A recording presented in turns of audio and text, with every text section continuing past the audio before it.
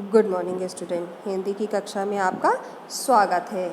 हिंदी के पार्ट 1 में आपने संधि के बारे में जाना। अब हम लोग पार्ट 2 में व्यंजन संधि के नियम के बारे में पढ़ेंगे। चलिए शुरू करते हैं। व्यंजन संधि के नियम। वर्ग के पहले अक्षर का तीसरा अक्षर।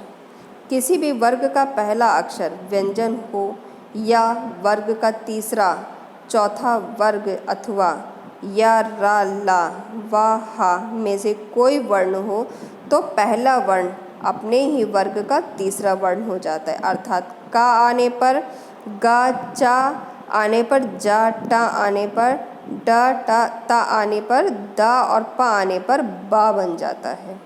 अब यहाँ पे कुछ एग्जाम्पल दिए गए हैं, जैसे दिक प्लस विजय दिग्विजय, दिक प्लस दर्शन दिग्दर्शन, वाक प्लस जाल वाकजाल। उसी प्रकार यहाँ पे और बहुत सारे उदाहरण दिए गए हैं जो कि आपको अपनी पाठ्य पुस्तक के माध्यम से पढ़ना है। वर्ग के पहले अक्षर का पांचवा अक्षर। किसी भी वर्ग के प्रथम व्यंजन के बाद यदि किसी वर्ग का पांचवा व्यंजन आ जाता है तो प्रथम व्यंजन वर्ग के पांचवें व्यंजन में परिवर्तित हो जाता है। जैसे का डा, चा का इया, टा का ता और ना का पा, मा का पा का मा हो जाता है। जैसे वाक प्लस मैं वाक मैं, दिक प्लस मंडल दिग्मंडल, दिक प्लस नाथ दिग्नाथ। उसी प्रकार टा का ना, ता का ना, पा का मा शब्द दिए गए हैं उदाहरण के तौर पर। अब थर्ड नियम हमारा व्यंजन का है।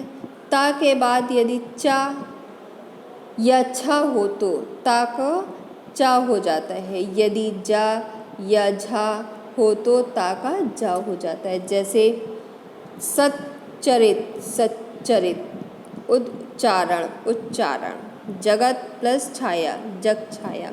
इसी प्रकार यहाँ पे अन्य उदाहरण और भी दिए गए हैं। अब हम आते हैं चौथे नंबर के नियम पे। ता के बाद टा या ठा हो तो ता का टा हो जाता है तथा डा का ढा हो तो ता का डा हो जाता है। जैसे तटिक्का तटिक्का। उसी प्रकार यहाँ पे और अन्य उदाहरण दिए गए हैं।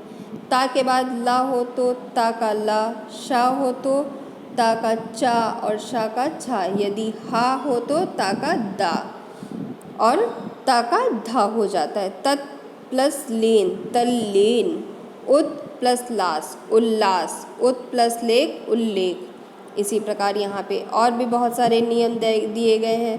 ता के बाद शा हो तो ता का चा तथा शा का छा हो जाता है। जैसे अब यहाँ पे दिया है उत प्लस श्वास उच्छ्वास, उत प्लस शिष्ट उच्छिष्ट। अब ता के बाद हा हो तो ता का दा और हा का धा हो जाता है। उत प्लस हार उद्धार, उत प्लस हरण उद्धारण। अब स्वर के बाद छा आने पर छा के पहले चा आ जाता है। जैसे संधि प्लस छेद संधि छेद, वि प्लस छेद विच्छेद। अब माँ के बाद यदि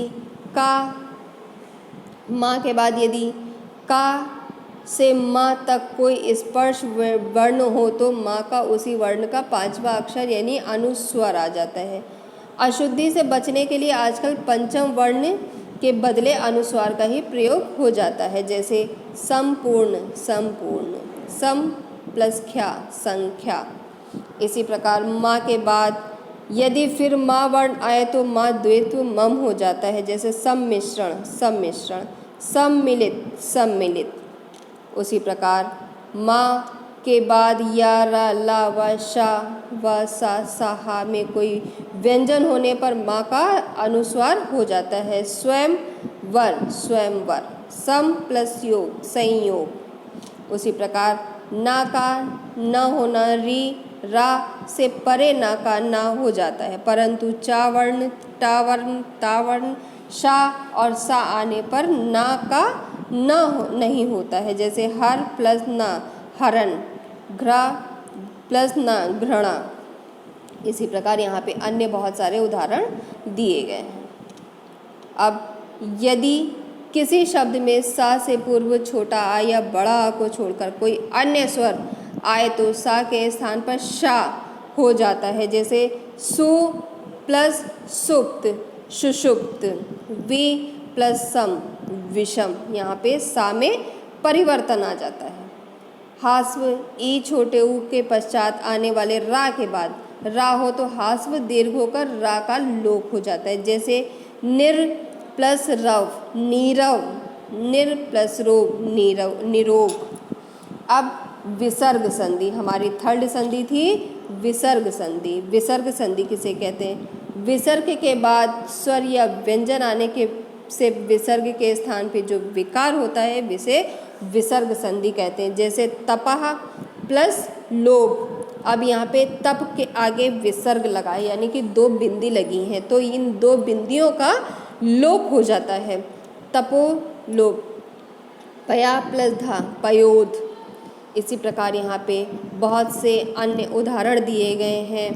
मनः अनुकूल मनोकूल, प्रथमाध्याय, अधोगति, यहाँ पे अन्य बहुत सारे विसर्ग लगा के उदाहरण दिए गए हैं कि अगर विसर्ग आता है तो फिर विसर्ग का लोप हो जाता है और वो मात्रा के रूप में प्रयुक्त हो जाता है। जैसे मनः नेत, मनो नेत।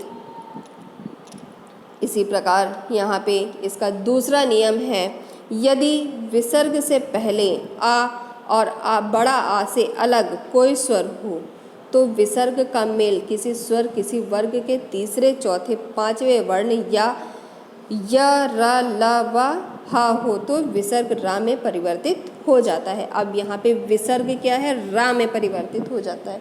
वहाँ पे मात्रा में परिवर्तित हो जाता था पहले नियम में, और दूसरे नियम में रा में परिवर्तित हो जाता है। जैसे यहाँ पे एग्जाम्पल दिया हुआ है, नि प्लस विसर्ग, नि में विसर्ग लगा है प्लस अथर्क निरर्थक। अब यहाँ पे विसर्ग का लोप हो गया है और रा लग गया है। इसी प्रकार यहाँ पे अन्य बहुत सारे उदाहरण दिए गए हैं। हमारा तीसरा नियम है विसर्ग संधि का, यदि विसर्ग से पहले कोई स्वर हो तथा उसका मेल चा छ शा से हो तो विसर्ग शा में परिवर्तित हो जाता है। जैसे नि विसर्ग प्लस चित निश्चित। अब यहाँ पे विसर्ग का लोप होके विसर्ग की जगह शा आ जा रहा है, शल जमाला शा आ जा रहा है।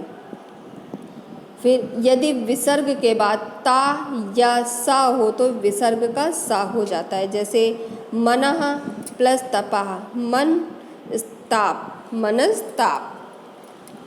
इसी प्रकार यहाँ पे फिर पांचवा नियम, यदि विसर्ग से पूर्व छोटी या बड़ा छोटा ऊ हो तो विसर्ग से परे का खा टा ठा पा फा में कोई वर्ण हो तो विसर्ग शा हो जाता है। अब यहाँ पे षटकोण वाला शा उसकी वो लग जाता है, विसर्ग हट के षटकोण वाला सा लग जाता है। जैसे नि विसर्ग प्लस कृति निष्कृति, नि विसर्ग प्लस कपट निष्कपट। इसी प्रकार यहाँ पे अन्य बहुत सारे उदाहरण दिए गए हैं। अब यदि का पा फा से पूर्ण विसर्ग आते तो ज्यों के त्यों रहते हैं। जैसे अंतःकरण अंतःकरण, प्रातःकाल प्रातःकाल। उसी प्रकार विसर्ग के आगे रा हो तो विसर्ग का लोप हो जाता है और उसे पूर्व का स्वर्ग दीर्घ हो जाता है। जैसे नि विसर्ग प्लस रोग निरोग, नि प्लस रव नीरव। अब यदि आ के बाद विसर्ग हो तो उसके बाद छोटा आ से भिन्न स्वर हो तो विसर्ग का लोप हो जाता है। फिर पास हुए स्वरों से संधि नहीं होती। जैसे यशा प्लस स्वे यशस्वी, वक्ष प्लस स्थल वक्ष स्थल, मन प्लस यस्वी मनस्वी। आई होप सो क्लास आपने इस लेसन को बहुत अच्छे से सुना समझा और इसके दोनों पार्ट को बहुत अच्छे से पढ़ने की कोशिश करेंगे। Okay class, thank you so much.